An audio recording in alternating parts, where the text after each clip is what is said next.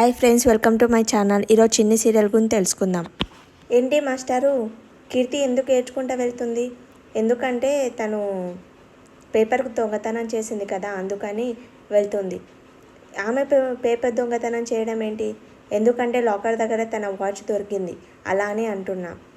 Watch దొరకడం ఏంటి అంటే లోకి తను తప్పు చేసి తినమేనేసిందనమాట. అందరు కలిసి కీర్తిని తిడుతుంటే కీర్తి అనుకుంటుంది, నేను ఈ బతకడం కన్నా నేను చచ్చిపోవడమే మేలు అనుకొని తను సూసైడ్ చేసుకోవడానికి వెళ్తుంది. కీర్తి వెళ్ళిపోతుంటే వాళ్ళ ఫ్రెండ్ కీర్తి ఆగు అంటే చిన్ని అడుగుతుంది ఏమైందంటే, ఏమో ఆవేశంగా అడగకుండా వెళ్తుంది. కీర్తి ఆగు అని చిన్ని వెళ్తుంది. లీక్ అయింది కదా, అందుకే ఓవర్ యాక్షన్ సూసైడ్ చేసుకున్నట్లు ఓవర్ యాక్షన్ చేస్తుంది. ఎందుకు కాపాడవు నన్ను? వద్దు.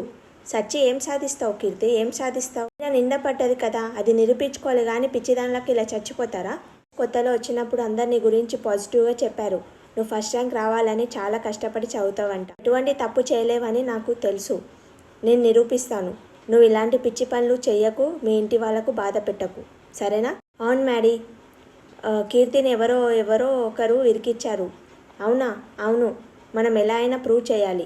సరే, సీసీటీవీ ఫుటేజ్ తీస్తే తెలుస్తుంది. మ్యాడీ, వాళ్ళు సీసీ కెమెరా ఆఫ్ చేసి మరీ దొంగతనానికి వచ్చారు. అంటే వాళ్ళు ప్రొఫెషన్ దొంగలా?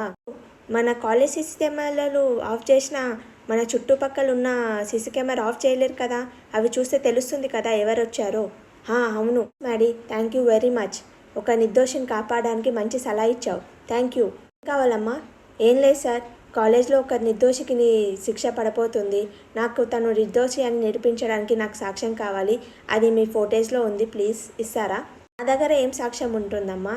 ఎందుకంటే మీ దగ్గర సీసీ ఫోటేజ్ ఉంటుంది కదా, దాంట్లో నిన్న జరిగిన ఇన్సిడెంట్ తీసుకుంటాను సార్. సరే అమ్మా, నిర్దోషిని కాపాడడానికి హెల్ప్ చేయండి సార్. సరే అమ్మా, తప్పకుండా హెల్ప్ చేస్తాను. లోపలికి రా. సార్, ఎవరు కనపడట్లేదు, ఇప్పుడు ఏం చేయాలి? నువ్వు చేసిన తప్పుకి ఒక అమాయకురాల్ని బలి చేస్తావా? సార్, ఈ కాపీని పెన్డ్రైవ్లో చేసిస్తారా? సరే అమ్మా. నాకైనా ఈ ఫొటేజ్ని సార్కి చూపించి వాళ్ళిద్దరికి బుద్ధి చెప్పాలి. ఫొటేజ్ చూడండి. సెక్యూరిటీ ఇమీడియట్లీ వాళ్ళిద్దరిని ఇక్కడ తీసుకురా. Okay sir. మేడం, మీ ప్రిన్సిపల్ మేడం నిన్ను పిలుస్తున్నాడు. మమ్మల్ని పిలుస్తున్నాడా? అవును. మమ్మల్ని ఎందుకు పిలుస్తున్నారు? ఏమో అర్జెంటుగా ఉందంట, రమ్మంటున్నారు. వీడియో ప్లే చేయి. మీరు స్టూడెంట్సా, క్రిమినల్సా? ఇలా కాలేజ్ నుంచి క్వశ్చన్ పేపర్ కొట్టేయడం ఇది క్రైమ్ చేసి మళ్ళీ కీర్తి మీద వేయడం ఇంకో క్రైమ్. తప్పు చేసిందే కాదా, కీర్తి తప్పు చేసిందని అబద్ధం చెప్పి నేను తప్పు చేసేటట్లు చేశారు. తనని డిబార్ చేసేలా చేశారు. అవమానం తట్టుకోలేక సూసైడ్ చేసుకోవాలని ప్రయత్నించింది. అది మధు కాపాడింది.